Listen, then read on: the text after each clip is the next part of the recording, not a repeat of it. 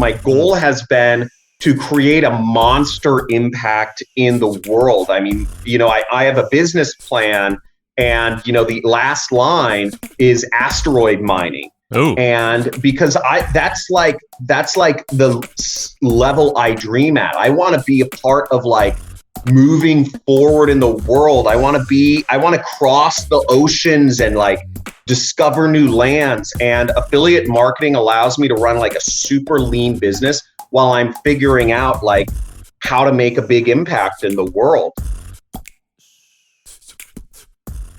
This is an intro. Intro. Hustle and Flowchart with your boy, My boy, Matt Wolf and Joe Fair. hey. All right. Yo. It's a good day, my friend. It's a good day. I good can tell day to you're be alive. exhausted by today.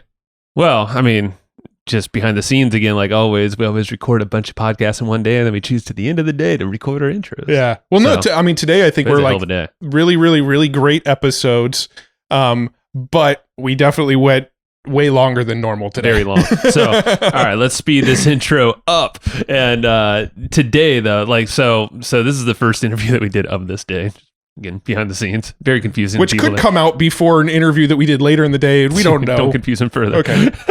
But we have John Crestani on the show today. Yeah. And this guy is a very impressive entrepreneur, affiliate marketer, but just lifestyle entrepreneur. Yeah. Not sure if he would call himself. I'm pretty dang sure. It's very low stress the way he sets it up. Yeah. His business. Yeah. I mean, he flies helicopters and what is it? Kiteboarding? Was that the other thing? Kite sailing. He kite lives surfing. out in Malibu. So, he's got some nice location in places to play there. But he's strategically built a life for him to do that. Yeah. And he does that through affiliate marketing. And Yes. that's what we get into today. And you know us, we love affiliate marketing. It's like our favorite business model. So we actually dive in legit. Yeah, it is legit. And we nerd out about affiliate marketing strategies. We nerd out about how he grew his YouTube channel. One of the things that's really cool that we get into this is he's actually doing affiliate marketing and selling things online through TV commercials. And we're like, I don't think I know anybody else who's doing that. Let's talk about that.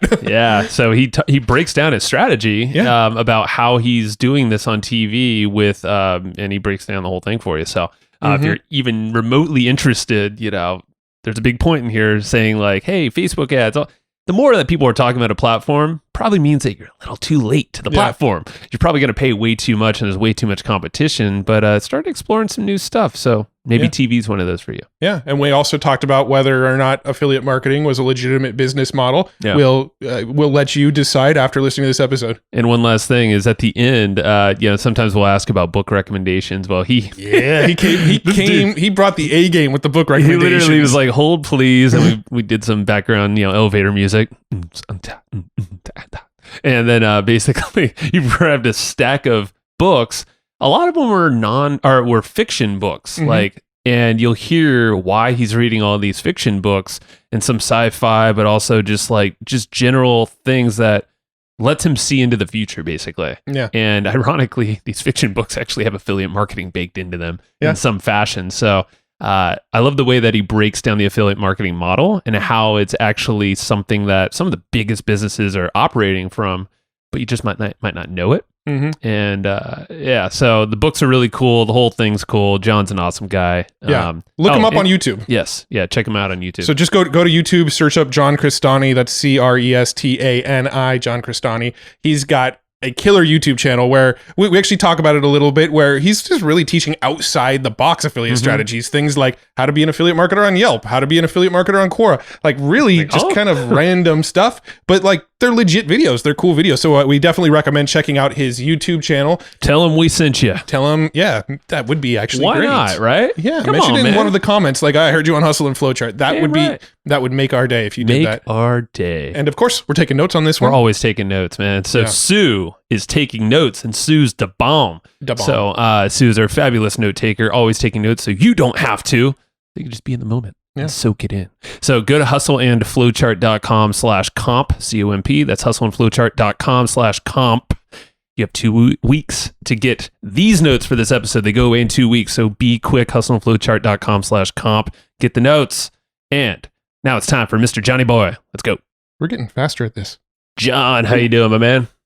Dude, doing pretty rad. Yeah. How about you guys? Freaking awesome. It's Monday. It's a rare recording day for us. Yeah. We actually never record on Mondays, and we woke up today and we're kind of like, shit, Monday's not the best day to record podcasts on because we're not like in the flow of the week yet. We're kind of like, this is our first thing we did of the morning. But I think I think the pre-conversation we had before we hit record sort of got us lit up. So I think we're in the right headspace and energized. Yeah, I woke up like 5 to 10 minutes ago, man. I just like threw down, did some push-ups. I'm like, oh, I got to put on some clothes. Like, and we're on video too. They might actually show this on video. So. We just might if you're cool with it.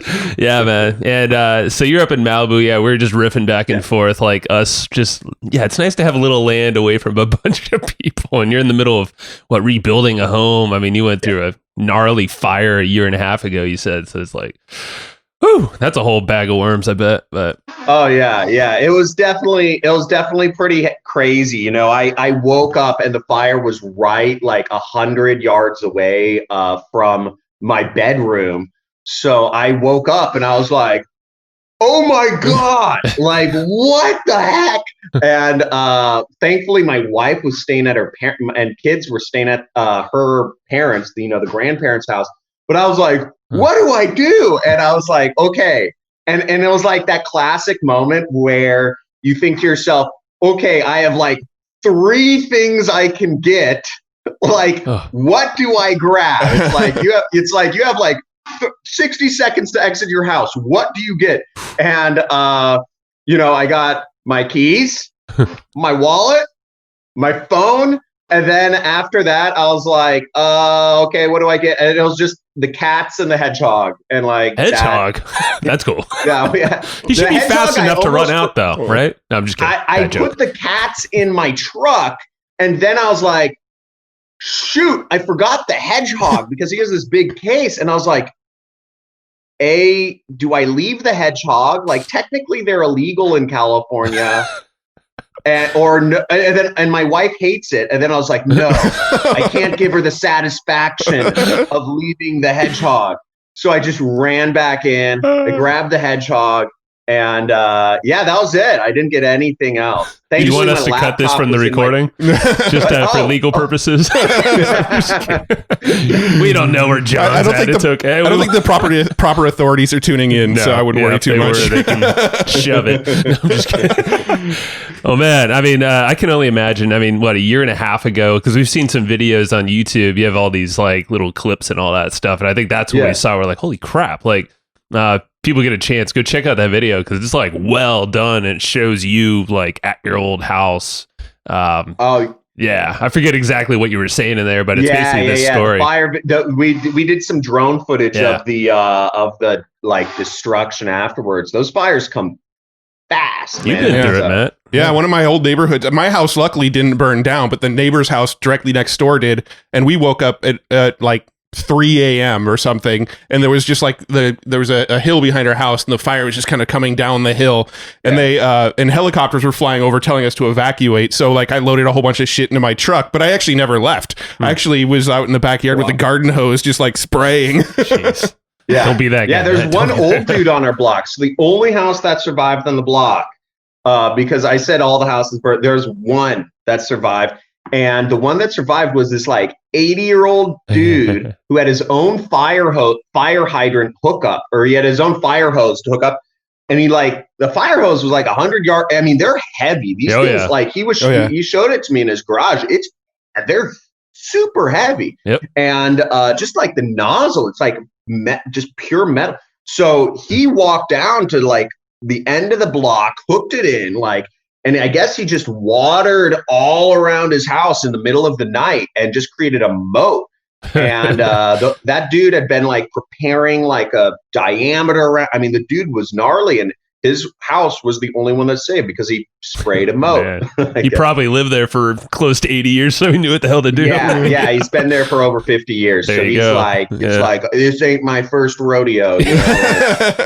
Got to learn from that guy, man. Yeah. Well, other than fires, I mean, you're doing some other cool shit. I mean, we were nerding out. I think, do you guys know each other? Or I'm trying to remember if maybe not. Yeah, I think we've interacted a couple times, maybe on some Facebook messages or something, or on Facebook comments or something like that. But no, I mean, we've never really connected other than that, I don't think. Well, everything's affiliate marketing with you, I know, and even the sign or the painting you have behind you proves affiliate marketing, license to print money. St. Henry on Instagram. This guy's rad. So that's awesome. I'm trying to remember how I actually came across your name originally. I think it was probably on YouTube. I probably stumbled across some of your YouTube videos because we're big into affiliate marketing too. 90% of our income, 80% of our income comes from affiliate marketing these days. Oh, nice. So I mean, that's the rabbit holes I tend to go down. So I'm pretty sure that's probably how I discovered you, or that's how I came across your stuff was on YouTube somewhere. But I mean, you've got some outside the box affiliate strategies. I mean, you're on there talking about how to do affiliate marketing on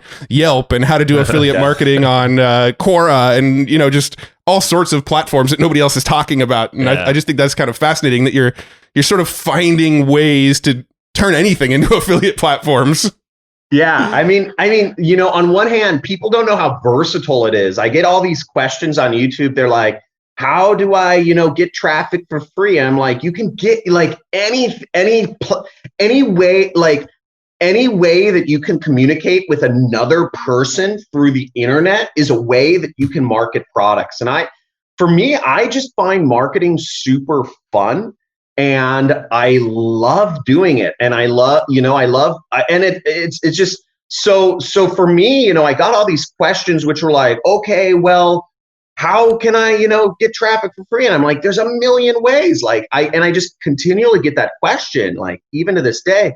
So it was a combination of that and also seeing that whenever I showed, instead of talking theory, whenever I showed soup to nuts, I'm like, okay, here's a traffic source, here's an affiliate program, and here's how to do it. That my audience on YouTube just loved it. They went nuts over it. So I was like, okay, how can I already did Facebook, Instagram, Google, Twitter, YouTube. I'm like, what else do I do? All the obvious ones.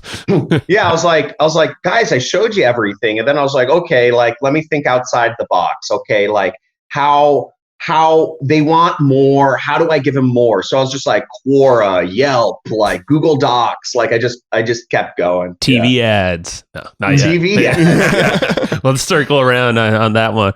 Well, and then the other thing that I know Matt and I were nerding out about, and because we love affiliate marketing, is you could freaking create a badass lifestyle business out of it. And here you are, you're kite surfing all the time. You said helicopter flying, and it's just not working too much, and you don't have any employees, right? So it's just well, not. I don't know about the not working so much. I do a lot of fun stuff, but I'm an insane worker. My work ethic is off the chart in terms of and I value running a really lean business. I'd say affiliate marketing allows you to run such a lean business because it's just, you don't have to worry about all the different aspects of, product fulfillment, warehousing, shipping times, delays between okay, this is supposed to arrive this time and my cash flow, like a traditional business, almost all of them have to play cash flow games where they're okay, we pay these people and then the result, it's so, no, but I'd say my goal has actually never been to run a lean business. My goal has been to create a monster impact in the world. I mean, I have a business plan, and the last line is asteroid mining. Oh. And because that's the level I dream at. I want to be a part of moving forward in the world. I want to cross the oceans and discover new lands. And affiliate marketing allows me to run a super lean business while I'm figuring out how to make a big impact in the world. And it's just it gives you that flexibility and allows you to make a lot of money while doing it. So I'm curious about the impact thing, but take us back to what got you here too, and because I can imagine it's not always been exactly like this when starting out, right? No. It started off, I was just like, I want money. Like, how do I make a lot of money? Well, what were you doing before you got into affiliate marketing? So before I was doing affiliate marketing, I was working in an ad agency for 2 years, and also running like all these different like little side businesses. I ran like an online tutoring company. I ran a I had like an eBay like business where I was reselling stuff. I had a software business around the tutoring space. So I ran all these little businesses for years, and I'd make some money. I'd get my PayPal account shut down. I'd like, I'd make some money. Then I'd like, get kicked out of school. And then I worked in an ad agency because I realized that I really liked marketing, and I liked making money. And if I worked in a marketing agency, I might be able to learn more of that stuff there. And sure enough, I was able, when I got the job at this like local SEO shop, they had me cold calling for a little bit. But what I would do is I'd get in real early, and then I would hang around the pay-per-click guys, because the pay-per-click guys, I'd been doing some pay-per-click for my like side businesses during college, but I never really understood it. And once I saw the power, and I just started getting good at it, and eventually moved over to the pay-per-click department. Then my skills just accelerated, because everybody else was treating it like a job, and I was treating it like I was getting to like learn and get paid to learn. Yeah, that's the best. On using other people's money every single day. So I like showed up to work. I'm like, cool. like how much what to client lose? Yeah. I'm like, what client accounts do I get to work on today? Like what like objection, like how do, so that really accelerated my success. So after 2 years of working in a ad agency doing pay-per-click, I became really good at it. And that, I'd say that's my, I know you guys all talk about like focusing on your part of genius. That became my thing, is I'm really good at buying ads and making ROI. And I just started doing that for myself as an affiliate, and the rest is history. Damn. Is there like a specific type of affiliate product you promote, or any specific niche, or are you just kind of like, let's just try over here, let's try over here, what's your philosophy behind it? Are there like, how do you pick the products you promote? I think it's always good to have a mixture of like high ticket stuff, like continuity stuff, and just like I don't believe in recommending any product if you're not getting paid for it. Like, I go to work, and I'm abandoning time that I could be spending with my wife or my children. So my family comes first. So, if I'm going to be spending my time marketing and recommending stuff, it's got to be for money, and if, and that's the fact. So everything I recommend on my YouTube and in my courses, like the affiliate networks I recommend, I get a kickback from. The web page tools I recommend, the email service provider, the hosting company, the web page builder, ClickFunnels, anything that I ever recommend, I always make sure I get a kickback from. And all these, so I have a few like main sources of, my affiliate marketing income, but everything else, there's like a long tail there. So I have all these affiliate programs, and it all adds up at the end of the day. And, Well, I'm curious because like we run into this issue is when you promote, because I don't know how many we promote. We have like 10 core offers that we always promote, but then we have all these like random other ones, that just kind of inherently get thrown into the mix. How do you track all that stuff and making sure you're getting paid and all that? Yeah. So right. For people who don't know, I teach people how to make money online, like how to work at home, and, then do affiliate marketing. And so there, I have a few major sources of income. So it's like I have a training course at this point, and that's a lead in for a lot of other stuff. So really the training course or in the is, you know, I'd say like I have to be profitable if I'm buying ads for my training course, which is $1,000. I have to be profitable on a cash over cash basis on that, or I have to be at least break even. And then all of the other sources, you know, I generally assume that, you know, whatever somebody buys on the front end, you can probably make about double that, you know, with other services. So like after I teach people how to start an online business, you know, people need website hosting, you know, and that pays $150 per commission. And then people need a web page builder like ClickFunnels. And then people need, you know, people might want to go to a seminar, have like one-on-one mentorship. That's, you know, that's another thing. So all these things add up to, you know, I've seen about double. So if I'm just if I'm break even or profitable on the initial product sale, I basically like, that's just the one number I look at it. Then everything else is gravy, but I have a loose idea and there's predictability around that. So I just make it really easy for myself, because if I had to input every like 10 affiliate programs in a spreadsheet each day, I mean, I'd go crazy, you know. That's literally what I do right now for our affiliate stuff. Because I would go crazy too. That's kind of why I asked that. Yeah, no, I have like I have a bookmarks folder on my computer, right? And it's like all of the affiliate backends. And once a day I'll go through and I'll open every single one in a new tab and add the number to a spreadsheet, so I know which affiliate programs are working, how much like we make on a daily basis across all. It's a nightmare, but it keeps us on track. Well, so I'll ask you, is he going crazy? He's not, actually. That's a sweet place. That's why he's doing it. I nerd out on that stuff. Yeah. But we are trying to make it easy and not manual. That's the key, because I know with affiliate, you know, you just have all these logins all over the web, you know, and if you're a lot of folks, you know, you could be sitting on a chunk of change over there and with one account, maybe because you didn't input your PayPal email or to send in your W-9 or whatever it might be. Yeah. Oh, all that's, I do. There's so many little points. And I have two, I outsource a lot of dev work. I've been, you know, I have 2 dev agencies.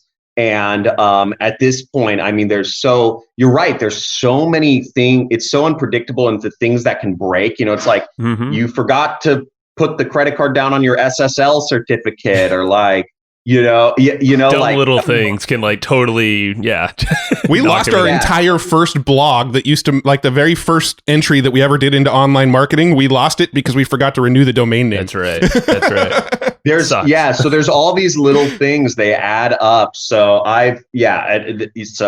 it's a crazy, but I generally like to keep things simple with, you know, one product as the, you know, the main product I'm marketing. And if I'm break even or profitable on that, then, you know, the other stuff I sell is kind of gravy, because the fact of the matter is people need, you know, any problem that you're helping solve, you know, because generally speaking, affiliate marketers are solving a problem.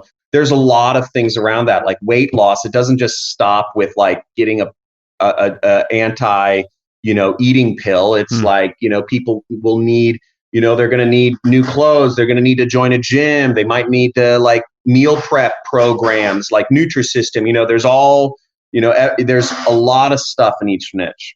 So what's your model look like? Is it like you have an entry point where you're getting them on a list, or you're trying to, you know, start the journey, and then you essentially like build the journey after that through promotions and giving them everything else they need?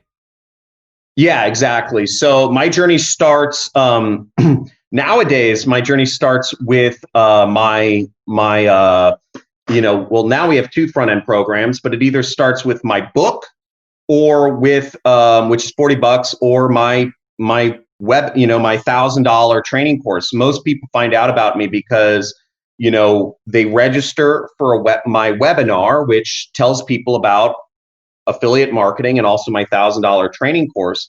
And, you know, if people buy my $1,000 training course, first off, by the way, we updated it. We used people on Tony Robbins' team to figure out the curriculum structure. They're like the best in the business at the architecting of content. You guys are down in San Diego. I'm sure you guys know a lot of Tony people. Oh yeah. Yeah. But, so, the $1,000 course, so obviously I'm trying to make money on that. But then, like, for instance, if they don't buy my $1,000 course, I still have their email address and their phone number. So I think maybe they're interested in like maybe drop shipping, or maybe it's like cryptocurrency, or maybe it's like, selling on Amazon, and maybe it's consulting, maybe it's starting a local marketing agency. So, every week I kind of showcase another, and I've actually like, we like work with the sequencing, like, are they more interested in starting like a drop shipping business or consulting business, like my market? So we'll like kind of like move around like which promotion we do first. And we just show them like every training product in the different online entrepreneurship spaces. So that's an additional source of income, right? And that makes a good amount of money. And then, so we just, and then when people purchase my training program, I'm an affiliate for the affiliate networks. I'm an affiliate for web page building tools like ClickFunnels. They pay me a lot of money. I'm an affiliate for hosting companies. So I'm an affiliate for seminar companies like Tony Robbins. So that's kind of the way I think about it is.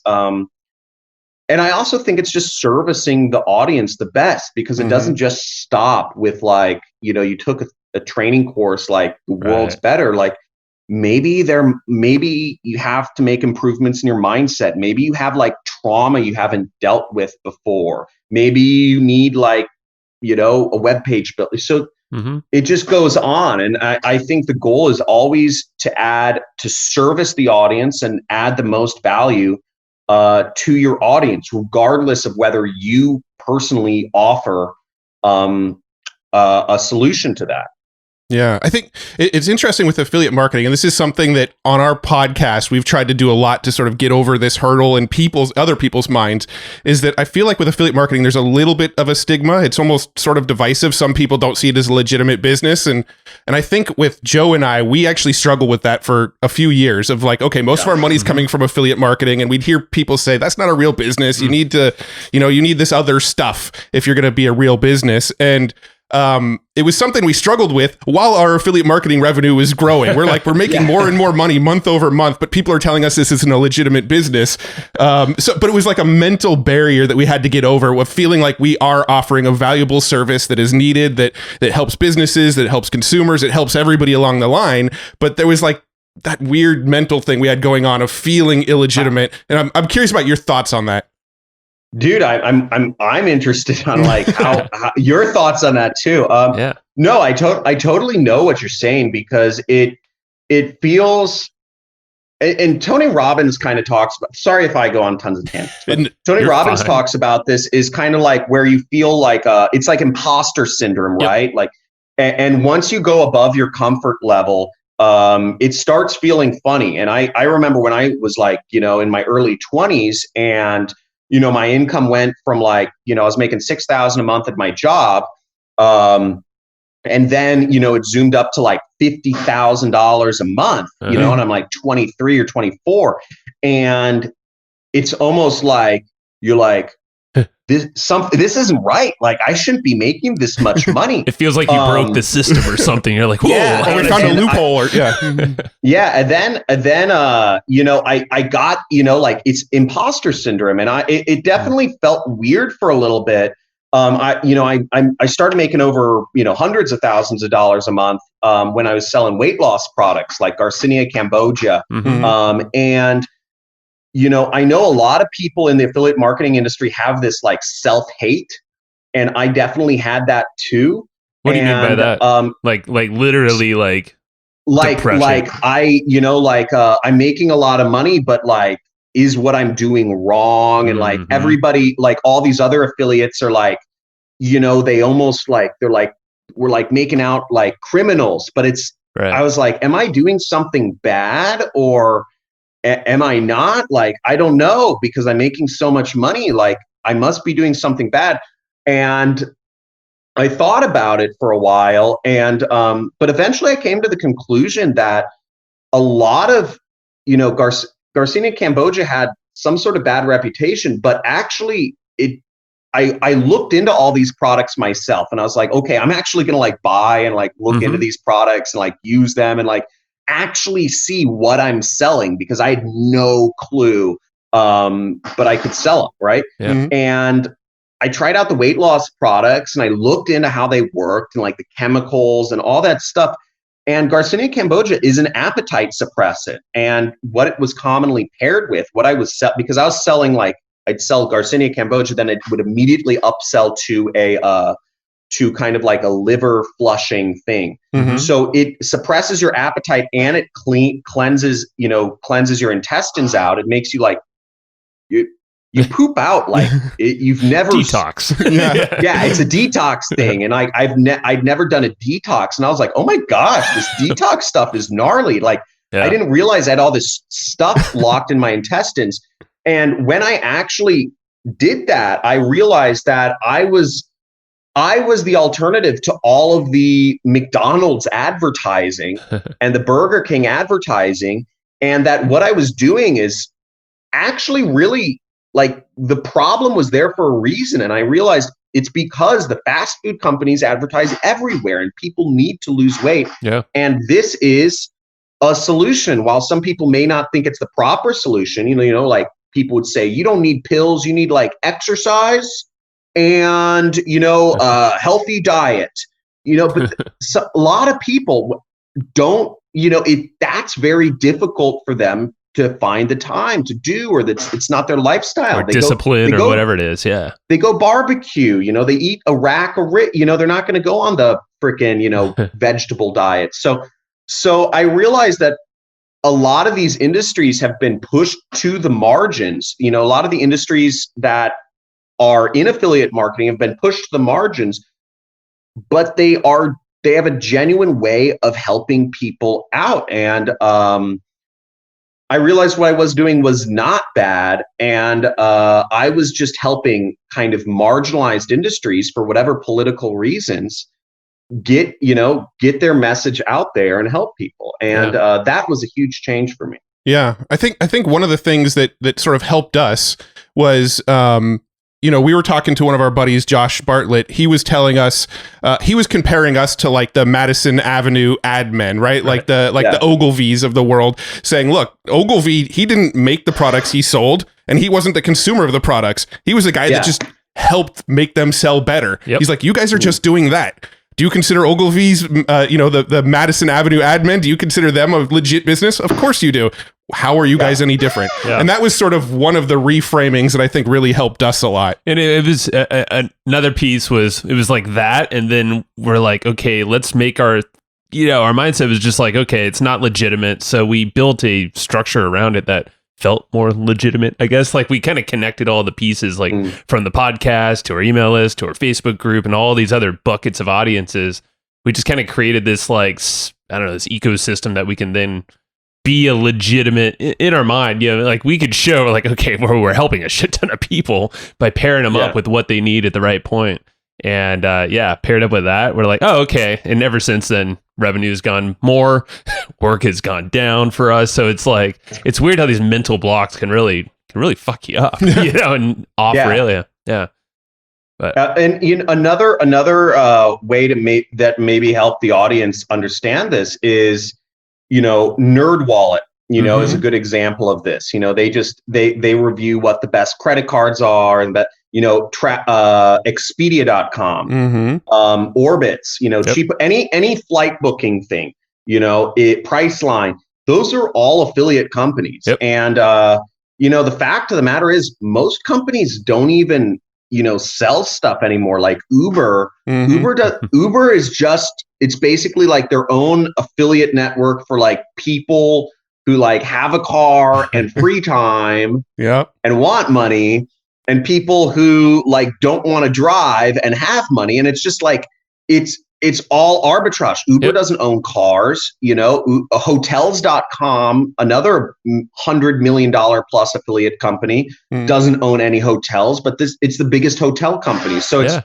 the internet revolution, the connections that, the internet can create are still just, it's in its infancy still. And, we just need to connect everything. And that's what we're doing. It's super fun. cool. Yeah, and the way you described it was actually just very helpful because, when you start looking at the business models, a lot of those companies, you're just like, they just built a container, the system, and they have these partnerships with like hotels.com. It's just with a bunch of hotels or groups of hotels. And they're they have the eyeballs, hotels.com does, solving that need. And they're just pairing it up with a solution, aggregating them in a simple way and that's all you're doing. You're building a journey, a nice resource, and boom, affiliate marketing. Like that is a money business right there. Yeah. Yeah. I love it, man. So with you, how, like, I know you're all over YouTube like crazy, and this is one of the rabbit holes that we wanted to go down because I feel like, is that your prominent channel, like YouTube or Discovery Channel at least? YouTube is, I'd say yes, but in a very roundabout way. You guys froze for a second. So the way YouTube works for me is essentially I'm teaching people to be affiliate marketers, and I'm training them how to be or practice affiliate marketing or do it using promoting my products. And then my audience, I've estimated about 5% of my audience, whenever I release videos on how to do affiliate marketing, they actually sign up and they actually do it. And then the average affiliate sends about 88 clicks. I've done all the math, right? I like this stuff. And then, so we have 16,000 affiliates like last month in June. So, and each affiliate sent on average 88 clicks. And then from that, we have like 1.5 million in traffic. And then the conversion rates are like pretty low, but basically it all evens out to, hundreds, I forget, but, hundreds of thousands of dollars worth of sales of my training program. So YouTube is generating me affiliates, which are generating me which are using like the ways I teach them how to do marketing, get traffic, and then I get customers. That's so I'm not, whereas most people on YouTube, what they're doing is they're teaching people, something. They're like, let me teach you about like closing sales over the telephone. And then they'll be like, okay, that's your 10 minutes. Like, if you want to learn more, pay me $1,000. And most people are like 10-minute blurbs of how they're smart and like then buy my program. Whereas I'm going about it a little more roundabout way. Yeah. So YouTube's kind of like a real efficient system for rounding up and training affiliates to be better at promoting your stuff. Yeah. Exactly.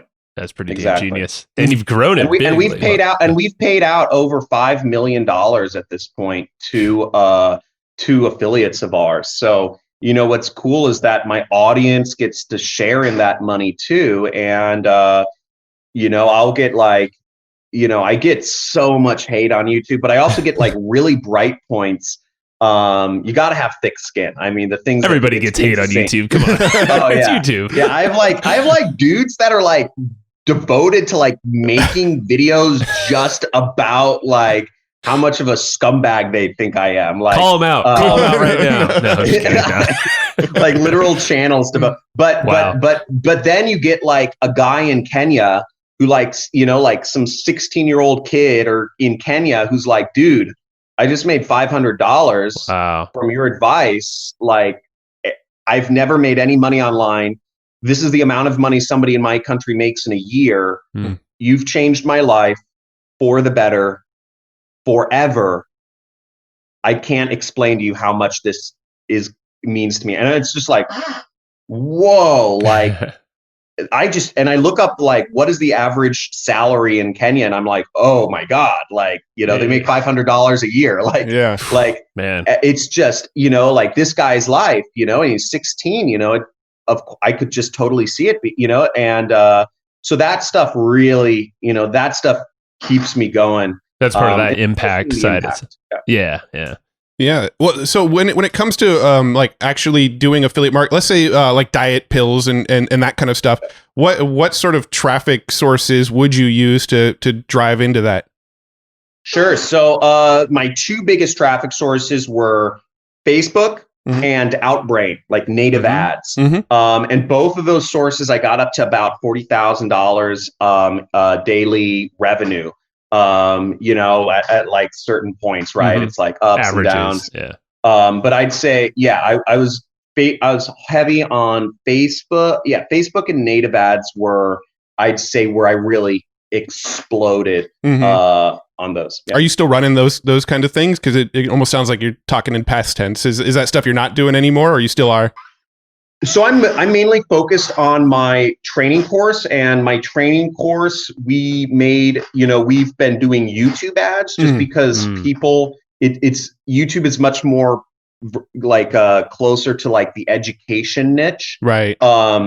And people go to YouTube to learn, and then, they get my ad, which is like, hey, you want to learn about affiliate marketing? Like watch my webinar, So YouTube is like really good for education. And then I'm doing TV ads, obviously. Just started that this year. So but I think each, different products sell better different places. Facebook, some of these traffic sources you can sell anything, but you just got to experiment. Yeah. Well, with the thing with Outbrain, you have to be super broad, right? Because you're just, it can't be like a YouTube or Facebook ad where you're super dialed in on targeting. That's the thing to know for people listening. Yeah, we've tested like Outbrain and Taboola and stuff like that to internet marketing related offers and stuff like that. And it always just bombs. But we've never tried like health offers, which I think has more of a mass appeal, which would probably make more sense on a place like Outbrain. For sure. Well, on YouTube side of things, I know like you've grown a crazy amount of subscribers on there. What would your strategy be because I know you do ads a lot on there. Is it primarily paid traffic, or are you doing kind of organic stuff too? How do you grow that kind of following? Growing the following. So it started with, it's actually really crazy. So, 2000, this goes way back. I started my channel in 2009, and I was in college. I'd taken a semester off, gone to Thailand, of course, and I brought along this book. I brought along these spiritual books and also this business, a couple business books, and or I think the one business book was called The 4-Hour Workweek, and I read it in Thailand, and like the dude, it starts off, and the guy's like, sitting on a beach in Thailand. I'm like, oh my God, like I'm sitting on a beach, and I'm like, this is crazy. Like it's a sign. And I read the book, but I was super enamored. I said, wow, it makes a lot more sense to be an entrepreneur than to like be paid an hourly wage or like a monthly salary. And I, like that made a lot of sense to me, is that if you're doing something where you're being paid for your time, you're always going to have a glass ceiling. And that just resonated with me. So right after I read the book, I said, I'm going to figure out, like, I'm going to go in a scalable business. And I thought to myself, what could I do? And I said, okay, I'm going to teach people about like backpacking because I love backpacking. Like that was my thing. Just like low budget hostels, like hostel sex, like, all the fun stuff. All that stuff. And I started teaching people about that. I just used my camera phone and I started a YouTube channel. Never took off. I only did like 5 videos before I was like, I only got 30 views, I'm just going to shut this down, and, but what happened is over time, I kept using YouTube. As I was building my ad agency, I got asked to do some videos for another marketing agency in LA. They said, hey, we're looking for somebody that's been on camera. Like, oh, John, don't you have a YouTube channel? Or you said something about YouTube. And I was like, oh yeah, like I'll do a video. I'll teach people about people. And then I started putting up some videos of my own. When I started my own agency, I trained my employees by putting up YouTube videos like of what I did so that they could see, but I accidentally made some of those public. And when I got out of what I'd say like strict affiliate marketing and I started building my own personal brand in 2017, I checked in on my YouTube channel and it had like 10,000 subscribers. You're like, from these old PPC videos I put up in like 2011 or something. And I was like, oh, wow, like this is crazy. I had no idea. And that just kind of started, that started this whole journey. I did YouTube ads, and, that brought me some subscribers just because people saw my face everywhere. And then I started like actually, in 2019, in January 1st, 2019, I actually made my New Year's resolution was I'm actually going to try to focus on YouTube a little bit more. And I'm going to put up a video a day, because that's what Casey Neistat said. Yep. He said, just keep uploading. Those were the three things he said. Just keep uploading. So I said, I'm going to do a video a day.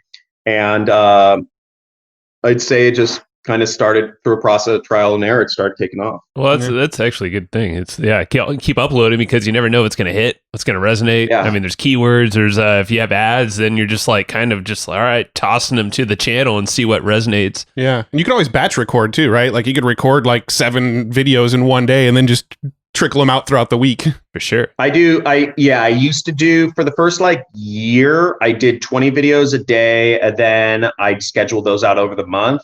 What I do now is I'll take like an afternoon each week and I'll shoot 5 videos. And that's same kind idea. of the process. Yeah. Sick. Oh man. So on YouTube, I'm just trying to think. So that's kind of the education hub that's generating the affiliates. I could see that being like a crucial piece of the system that just, you want to keep feeding that system, because it's just feeding you new people, new customers, new affiliates. It generates the sales to the course, and the course, once they're in the course, that, they need ClickFunnels, they need hosting, they need an autoresponder, all those things you're an affiliate of. So that's all the back end beyond the course. So let's talk about, do you have more on YouTube? No, I'm good there. I want to talk about the TV stuff, because that was something that before we hit record, we were just like I don't know anybody who's running TV ads, just period. Like, where does somebody even go if they wanted to run ads on TV? Sure. So you'd have to talk to a DRTV, direct response TV, media buying agency. There are 3, and they're HavasEdge, Cannella, and that's who I work with. And then there's River Direct. And you basically call up one of these companies, and TV CPMs are actually lower than Facebook. Whoa. So it's way cheaper to buy TV ads than Facebook. So I'll be on NBC, at like midnight in Idaho, $75. Yeah, just 30 minute spot. You can get a lot of deals and a lot of eyeballs on TV for very, very cheap. But people just, again, whenever there was like this quote where it's like, when it's in the news, like, don't buy. Like when the company is in the news, like, don't buy the stock, or something like that. When everybody's talking about it, like, run away. Right. And that quote always resonated home with me. It's kind of like, oh, you missed the boat. If it's like, there's a gold rush in San Francisco, it's like, oh, you missed the boat. If it's on the front page, the newspaper. So, that quote resonated with me. And I always thought, I saw all these people, Facebook ads. And I kind of thought to myself, I was like, this is the front page. It's the front page headline of the news. Like, for marketers, it's like Facebook ads. Yeah. So I was like, I remember thinking to myself, like, okay, maybe it's time to like think about something else.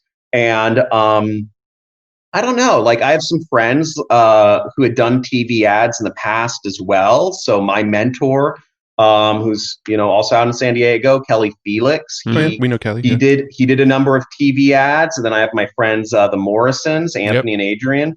They did TV ads. So it was kind of like something that I'd like heard about, but like nobody was talking about it. So I was like, okay, like, there's a traffic source that works.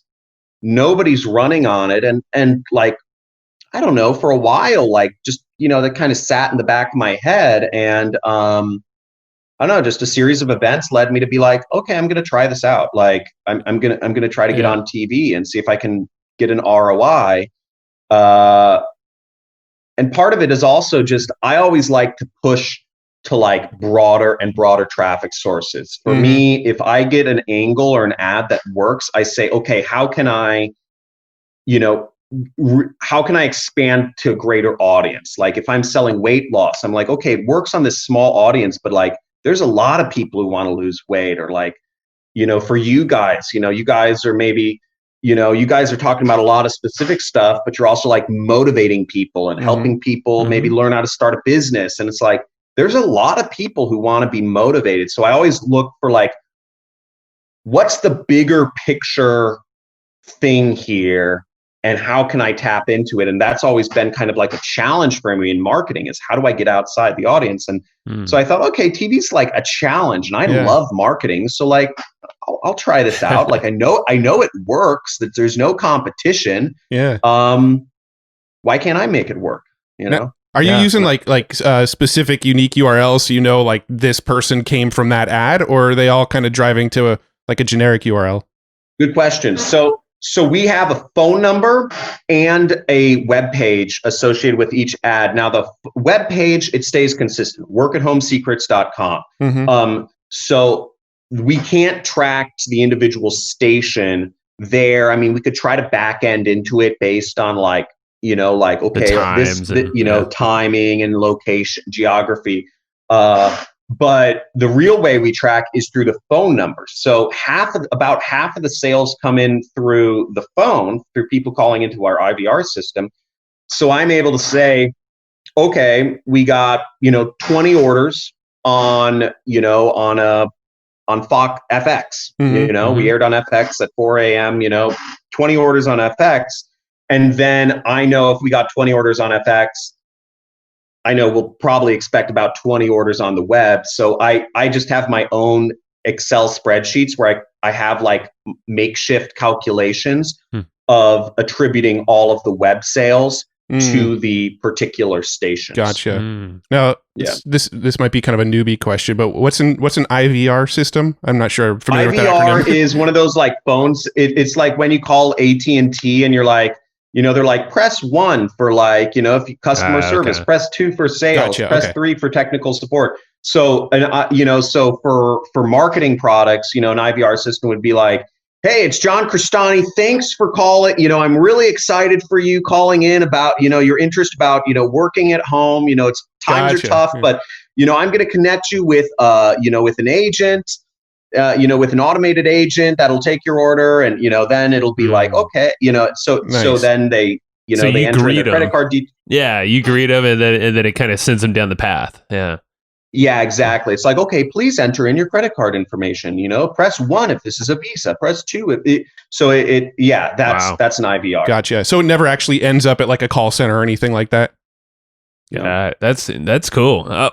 So the model here, so I guess there's two models, your model, and then there's the TV model, because you're taking, what is it, like remnant space? Is that just where other ads are? Yeah, late placed? Night, like midnight to 8, 7 a.m. Yeah. Right. And then your model. So what's your approach there? I think you mentioned you're selling a book, right? As part of that ad there. And then that's just a beginning of your funnel. Yeah, so my infomercial is basically me in like a fancy house, and there's like Lamborghinis and a helicopter and all this, and like this TV host comes over, and she interviewed, and she's good looking. Helps. yeah. And she comes in and she says, hey, we're today I'm going to be interviewing, internet millionaire John Crestani about his new book, Work at Home Secrets. And she says, John, how'd you come up with the title? And she interviews me about my book. And she says, why'd you call it Work at Home Secrets? Like, how'd you get your start? Like, how easy is it for people? Does this require technical skills? Like, what are the benefits of working at home? And so she just asked me all these questions, and I talk about the book and, stuff like that. So, and, we hope to make sales. I mean, I'm just thinking like the timing with everyone at home, out of work, or trying to create something new. Like, you're probably crushing it right now. Like something is, because this is the thing. It's like it seems like trends in marketing or business. It's like, no, we're at like the beginning. Like, this is like the restart stage for a lot of folks, or build the foundation.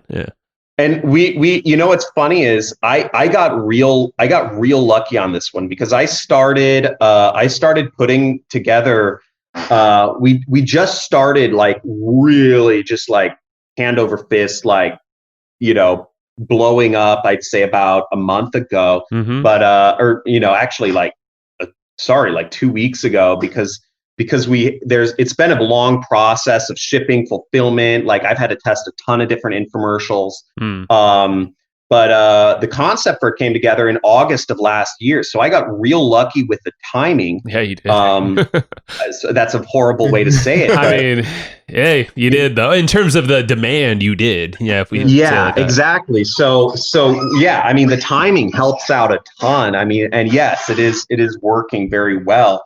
But it's not something I didn't like. Coronavirus it wasn't that coronavirus happened and then I was like, oh, I'm gonna make a work at home infomercial. Yeah. It just, I had already been working on that. The title of my book was already Work at Home Secrets. So it's taken me over a year to figure out how to get this campaign profitable. It's taken me over a year for this one. So it's been a really long time in the making, but and it's been really difficult and a lot of money wasted and a lot of emotions, but it's been a lot of fun because it's a challenge, and I love testing myself because I love marketing. Yeah. Well, I really think what it is it's right now in the current environment, there's so many people that are kind of opening their eyes to things that people like us have known for years now, right? They're opening their eyes to like, oh man, there's a different way. I don't have to go into an office to actually get work done. There are ways to make money online. There are alternatives to like the traditional lifestyle, and people are starting to realize this because of the situation they've been forced into. And it's not like any of us went, ooh, we're going to capitalize on this. No, it's the shit we've been doing for the last 13 years, right. Yeah. Exactly. Yeah. Very cool. Now, I'm curious, with the TV ads, is there some sort of thinking or philosophy behind like what networks you put them on? Like, I know that the timing of it may be a little up in the air due to the remnant nature, like the remnant ad space, but like, how do you decide what networks to actually put them on so that they'll perform? We're still testing, but basically, we do real well on like Travel Channel, for instance, right? I'll give you guys one. Just in case anybody's listening and like, it's like, I want to get in, CPMs are cheaper there. I'd say, so a few factors go into it, such as like CMT and BET perform horribly, right?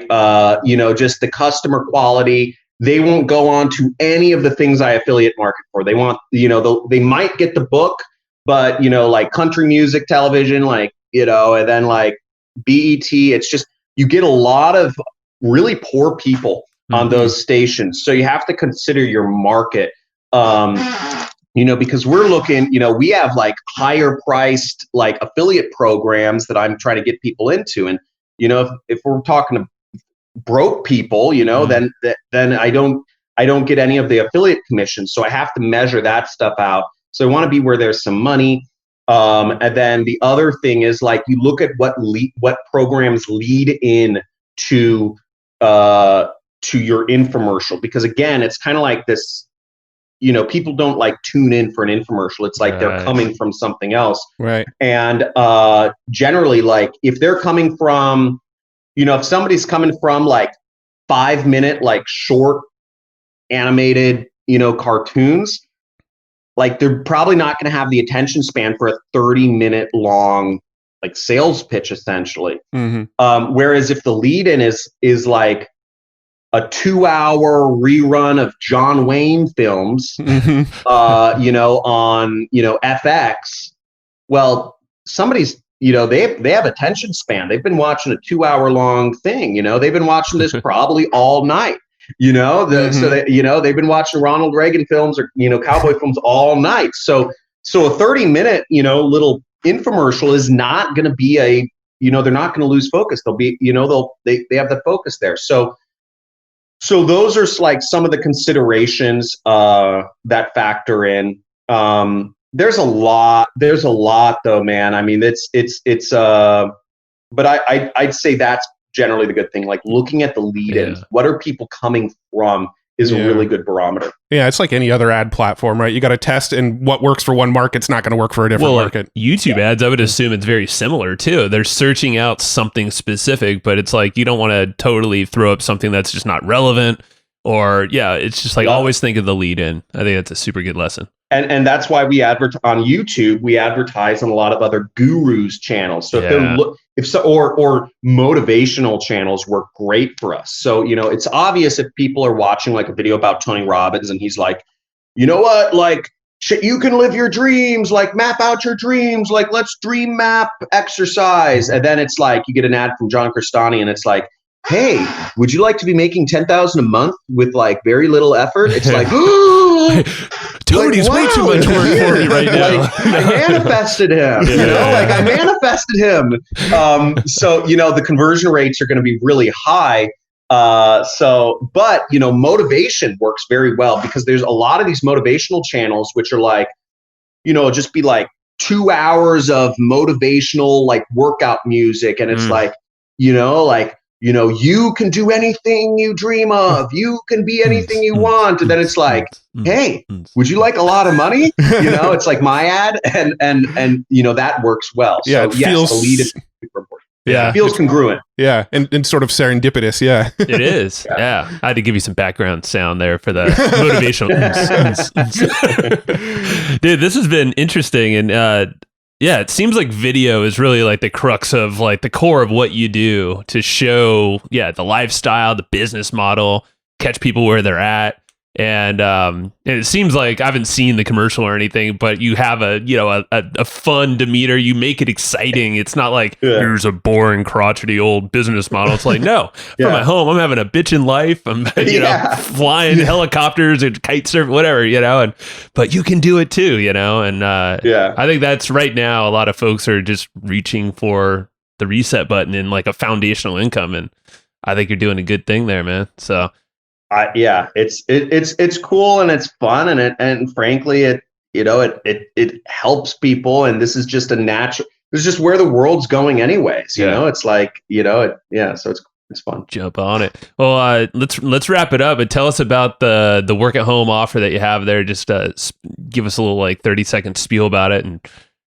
My book. Yeah. Oh, the book. My book is just like kind of like a basic intro to affiliate marketing. It's kind of like, we go over, it's called Work at Home. Like the full title is Work at Home Scams and Secrets, or Secrets and Scams. So, I talk a little bit about like, because a lot of people get scammed, and I talk about that, when somebody just first Googles like how to make money online, like, the really broad market offers are generally like a little sketchy. Yeah. So, I talk a little bit about that. I'm like, here's what to avoid. And then I'm like, here's the ways to make money online. I'm like, I talk about the drop shipping and the Amazon and the consulting and like task and freelancing and all this stuff. And then I'm like, and here's what I believe is the best way to make money online. And it's, and then I go into affiliate marketing, and I give the basics of kind of a few ways to do it, like Google, Facebook, YouTube, Instagram. And it's very basic, but for a lot of people, like basic is completely revolutionary. Yeah. So for anybody listening to this episode, where do you think the best place to go for them if, let's say, they're a little beyond basic? Where would you like people to go check out more of your stuff? Check me out on YouTube. Google my name or YouTube my name, John Crestani.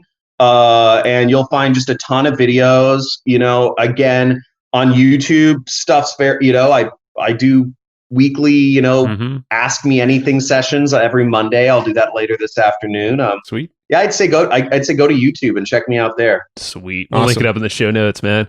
It's been fun, man. Hey, what's a book that you find yourself going to? You mentioned 4 Hour Workweek, but what's one? I know you like The Alchemist. That's a good one. You know what? I'm gonna grab the book. Can you give me a second? Go for it, man. Yeah. Put some waiting music on.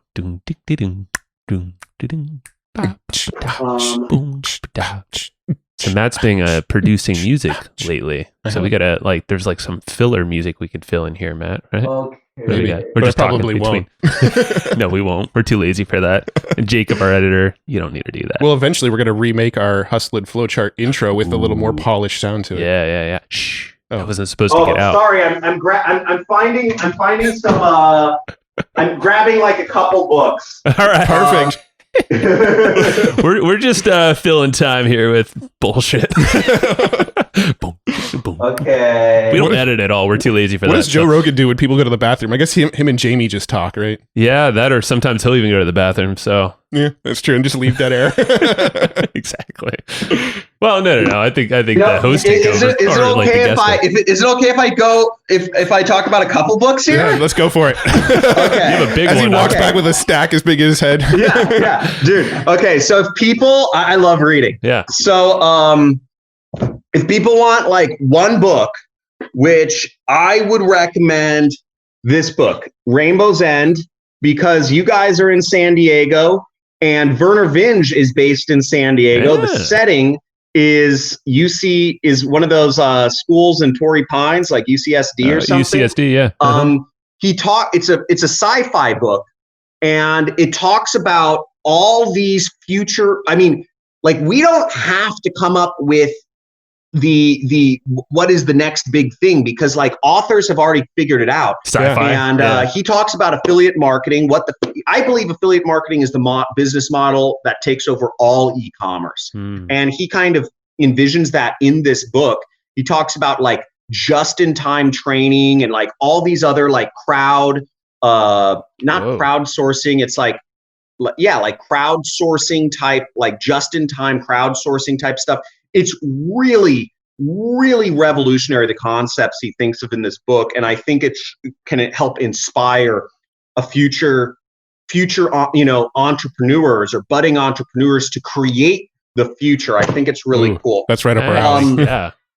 Another really, to go on a business book, I'd say 0 to 1. Okay. Mm-hmm. That's a good 0 Peter to Thiel. 1 by Peter Thiel. Another big picture, talking about the difference between incremental change and actually like doing something completely new.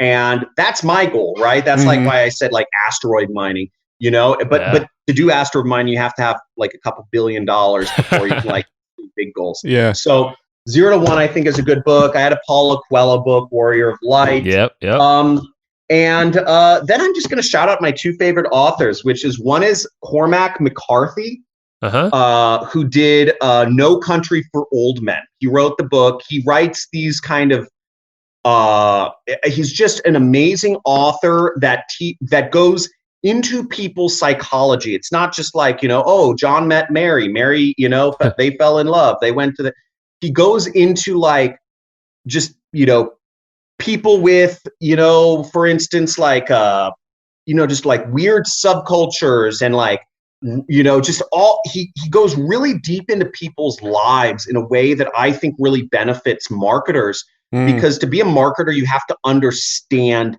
people at a very real level. Not, I hate all these charts of like demographics and like all this like interest. It's like, talk to people. You want to understand people. You want to market things to people. You want to sell stuff to people. Talk to the people. Understand them. Understand their days. Understand their stuff. And he goes so deep in a very human level. I like Blood Meridian. It's there's a lot of death. Like they're scalping Indians. Like, and he goes into like why people were scalping Indians. Like, it's like the story of this Texas boy at like 15 and at the year's 1820. And, we pass, and also like just all the judgment we pass on different groups of people, like just learning to understand. I'm not saying like go scalp Indians, but the way he writes about it it's very interesting and like thought provoking. And then my favorite author by far is this guy called Neil Stevenson. And I'm reading this absolute killer of a book called Ream. Ream-D. It's kind of like Read Me, but Ream-D. It's just the D and the M are mixed around, and it's just so filled with action. I mean, it's 1,000. I'm 600 pages in, but it's got like Russian mafia. You've got like Chinese computer hackers. You've got like American billionaire game developers. You've got like, it's just such a, you've got Islamic terrorists, and like, then you've got like British MI6 agents, and it's just this insane mixture of craziness. So is that going to tell us what's going to happen in the world, basically? Those are the main things. Chinese hackers, Russian mafia, like US MI6, billionaires.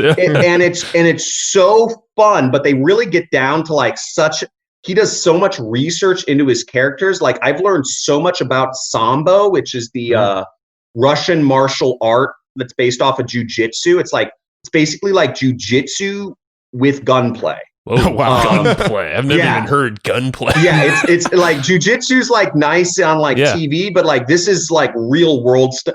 And they go into the psychology of how it all works. And like the Russians, they have these like pistol holders that like, instead of like bringing it, they laugh at cowboys like the characters do, because they say cowboys pull their gun out and then they shoot it, and like the Russians, they push their gun through their holster, and it's like way fat. I don't know. I've learned so much about specific groups of people that I think that's marketing. I think marketing is getting to know people on a personal level. And those, that's why I like this author, because he goes into people at a personal level. And I encourage people to read all over the place if you want to be successful. It's been and listen to interviews. Those are my two things, and I'm such a fan of both of those. Ooh, cool! Couldn't agree more. Now, were those fiction books? Those last couple that you mentioned, or are they nonfiction? Those last couple I mentioned were fiction books. Yeah, very cool. These are like the best recommendations ever. I think like the widest. Obviously, you started with 4 Hour Workweek that most people have read or heard about at least, but then you have all of these like totally out there sci-fi fiction, but. I love it. I got to dig into more fiction, man, because you're right. It's like an education, but through this kind of world that's, it's probably happening. There's evidence of it all over the place, but a lot of it becomes reality eventually. Well, yeah, and I don't know about you guys, but I get kind of sick of reading business books. Like you can only say the same shit so many times in so many different ways. Learn from the old guys, the relics out there that created this stuff. Exactly. All right, John. Well, I think this has been a great time, man. So, thanks a lot. And, sorry, I tired you guys out. But no, it's a lot to think about, but that's a good thing. That's why we do this. You fired us up. And once all this COVID shit sort of calms down a little bit, we should meet up for a beer or something sometime. Oh, hell yeah. Yeah, I go down I was down in San Diego like a couple weeks ago surfing with my buddies. So I was in Carlsbad. Yeah, I'd love to hang out. I'll let you guys know next time I'm coming down there. And you guys likewise, let me know if you're ever headed up here, and we'll go out and get a burger, some craft beers, stuff like that. Yeah, brother. Sounds great, man. Sweet.